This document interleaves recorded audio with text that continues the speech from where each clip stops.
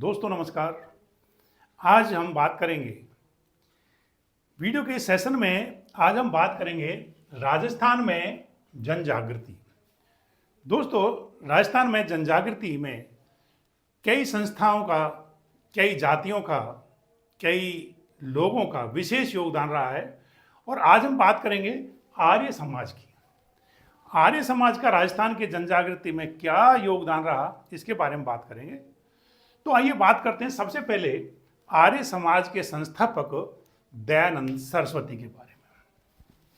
दोस्तों, दयानंद सरस्वती के बारे में बात करते हैं।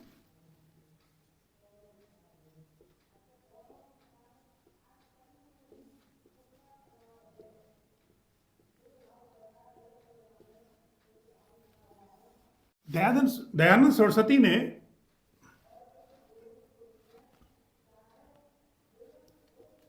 भारत में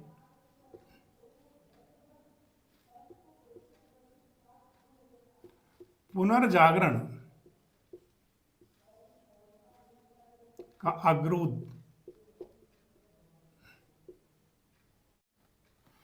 तो दयानंद सरस्वती को भारत में पुनर्जागरण का अग्रदूत कहा जाता है।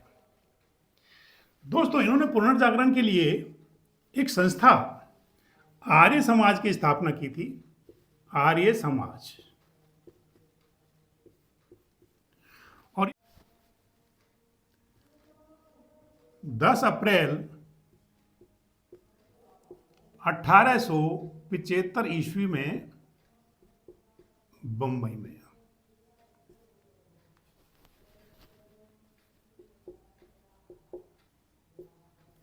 बंबई में ही इन्होंने आर्य समाज की स्थापना 10 अप्रैल 1875 को की थी।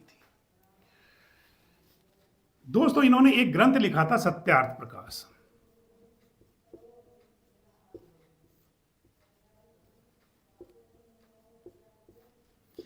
एक ग्रंथ सत्यार्थ प्रकाश की रचना की थी, और यह रचना जो है 2 भागों में। अजमेर में तो इसकी शुरुआत की थी,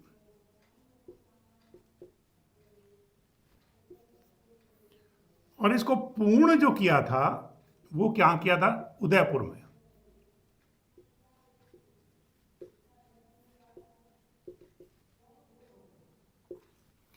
तो सत्यार्थ प्रकाश की रचना कहां हुई? उदयपुर में हुई थी।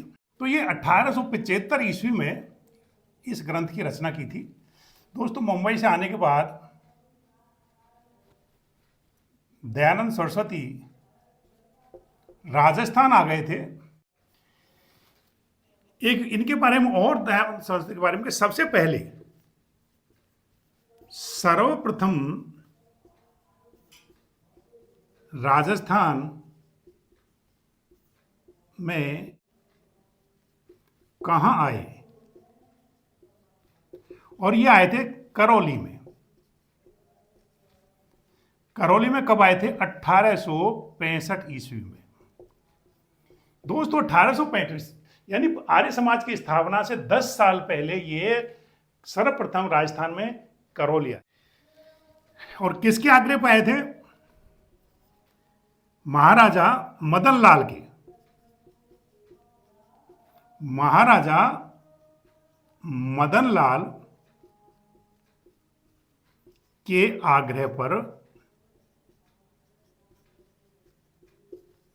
सर्वप्रथम जो है ये जून 1865 जून 1865 ईस्वी में सर्वप्रथम दयानंद सरस्वती करौली में आए थे। जून 1865 में कहाँ आए थे? करौली। और किसके आग्रह पर आए थे? महाराजा मदन लाल के आग्रह पर ये सबसे पहले करौली आए थे। दोस्तों, इनके बारे में एक बात और कहते हैं, इनको जो वेदों का ज्ञान हुआ था,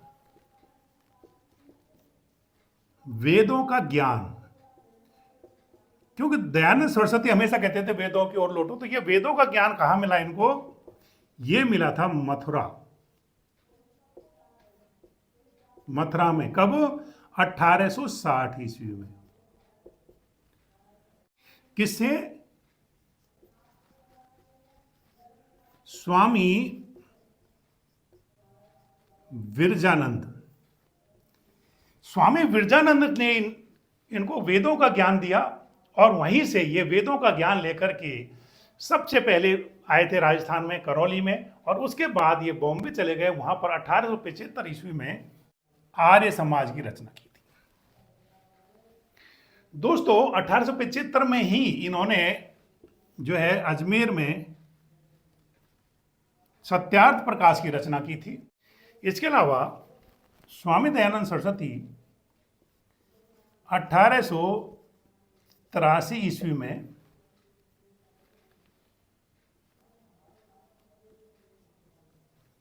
उदयपुर गए और वहां पर परोपकारिणी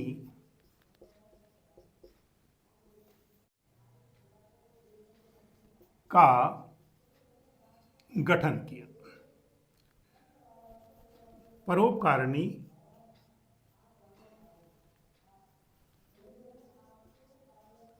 सभा का गठन किया। 1883 में ही ये जोधपुर गए थे।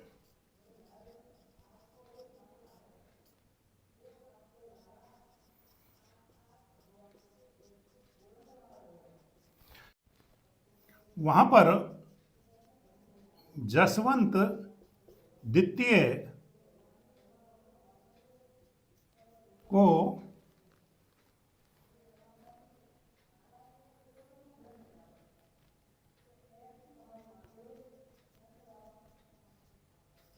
पासवान नन्ही जान से दूर रहने की सलाह दी। तो दोस्तों इस तरह से 1883 ईस्वी में ये जसवंत द्वितीय जो थे, जसवंत सिंह द्वितीय, तो जोधपुर गए और जोधपुर में वहां पर एक पासवान थी नन्ही जान, जिसके प्रेम जाल में जसवंत सिंह द्वितीय फंसे हुए थे। उन्होंने जोधपुर के राजा को सलाह दी थी कि नन्ही जान से दूर रहिए, क्योंकि 100 बकरी पालने के बजाय एक शेरनी अच्छी पालना अच्छा होता है। तो इस तरह की उसने टिप्पणी की थी, जिससे नन्ही जान पासवान जो थी वो नाराज हो गई और ऐसे कहते हैं कि उनको भोजन में जहर मिला दिया, जिससे वो उनकी मृत्यु हो गई। और उनकी मृत्यु 1883 ईस्वी में 1883 ईस्वी में कहाँ हुई? अजमेर में। जब अजमेर आ गए थे वापस, तो अजमेर में इनकी मृत्यु हो गई। किनकी? दयानंद सरस्वती। तो इस तरह से हमने एक शॉर्टकट में दयानंद सरस्वती के बारे में पढ़ा। अब हम पढ़ेंगे कि इन्होंने जो आर्य समाज की जो स्थापना की थी, इसका राजस्थान में जन जागृति का क्या। दोस्तों बात करते हैं दयानंद सरस्वती ने आर्य समाज को किस तरह से आगे बढ़ाया और इस आर्य समाज ने राजस्थान की जन जागृति में किस प्रकार से अपना योगदान दिया। तो हम बात करते हैं दोस्तों, सबसे बड़ा जो प्रयत्न था बाल विवाह। तो दोस्तों दयानंद सरस्वती के बाद अब हम बात करते हैं कि राजस्थान में जन जागृति किसने? आर्य समाज ने। आर्य समाज ने राजस्थान में जन जागृति कैसे की, किस तरह से उसका योगदान रहा, इसके बारे में बात करते हैं। तो दोस्तों अब बात करते हैं कि दयानंद सरस्वती के बाद, जब दयानंद सरस्वती की 1883 ईस्वी में अजमेर में मृत्यु हो गई थी, उसके बाद आर्य समाज ने किस तरह से जन जागृति का राजस्थान में काम किया, उसके बारे में पढ़ते हैं। तो दोस्तों बात करते हैं सबसे पहले शारदा एक्ट की। 1929 में शारदा एक्ट, ये हरविलास शारदा के सहयोग से, प्रयत्नों से ये एक एक्ट आया था, शारदा एक्ट इसको कहते हैं। ये एक्ट किस बात का था? बाल विवाह अवरोध अधिनियम कहलाता है। बाल विवाह अवरोध अधिनियम, जिसको हम शारदा एक्ट कहते हैं, 1929 ईस्वी में आया था हरविलास शारदा के प्रयत्नों से। दोस्तों ये जो शारदा एक्ट आया था, इसमें बाल विवाह को कानूनी रोक लगा दी थी।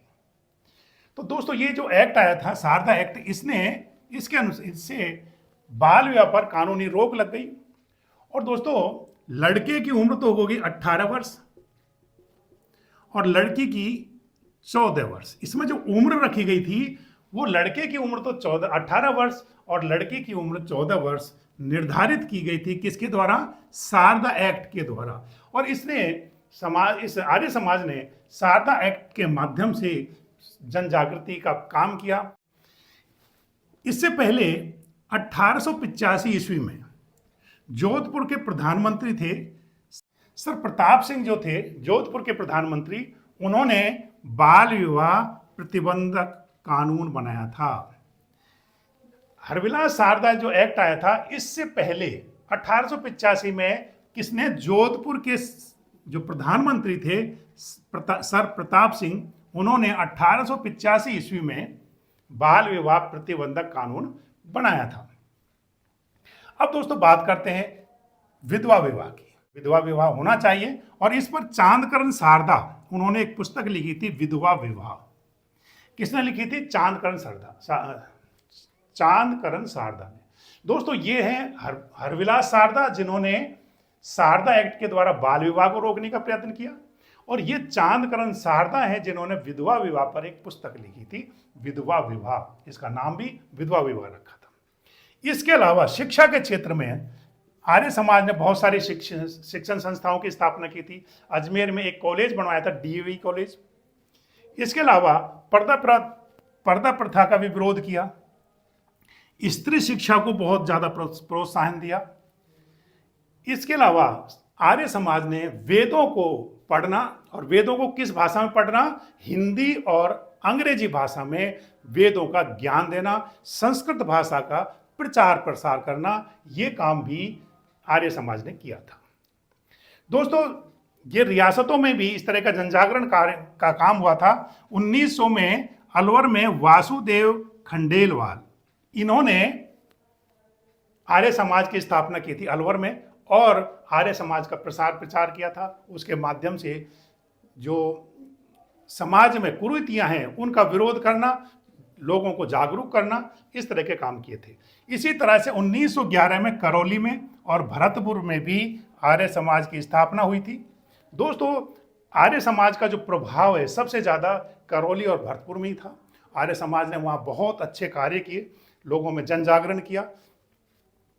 विधवा विवाह, बाल विवाह, इनके लिए इनका प्रचार प्रसार किया कि बाल विवाह पर रोक हो और विधवा विवाह को प्रोत्साहन मिले, तथा स्त्री शिक्षा पर भी बहुत ज़्यादा जोर दिया गया था।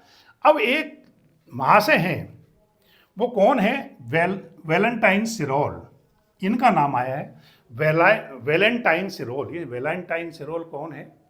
ये दोस्तों इन्होंने आर्य समाज को क्या कहा कि आर्य समाज तो एक राजनीतिक संस्था है। आर्य समाज की जो संस्था है उसको क्या कहा? राजनीतिक संस्था कहा है। ये राजनीतिक संस्था किसने कहा है? वैलेंटाइन सिरोल ने कहा है। तो दोस्तों इस तरह से राजस्थान में जो जनजागृति हुई उसमें आर्य समाज का क्या योगदान रहा, इस सेशन में हमने पढ़ा। राजस्थान में जो जनजागृति आई थी उसमें विभिन्न लोगों का, विभिन्न आंदोलनों का, जैसे भील आंदोलन है, मीना जाति का आंदोलन है, इसी तरह से अन्य जो आंदोलन हो, कृषक आंदोलन है, उनसे राजस्थान में जनजागृति किस तरह से पैदा हुई, इसके बारे में पढ़ेंगे। तो देखते रहिए अगली वीडियो, और अगले सेशन में हम बात करेंगे किस तरह से जनजातियों का जो आंदोलन है उन्होंने राजस्थान में जनजागृति का काम किया है। दोस्तों अपने विचार कमेंट बॉक्स में जरूर लिखें, चैनल को सब्सक्राइब करें, लाइक करें। जय हिंद, जय भारत।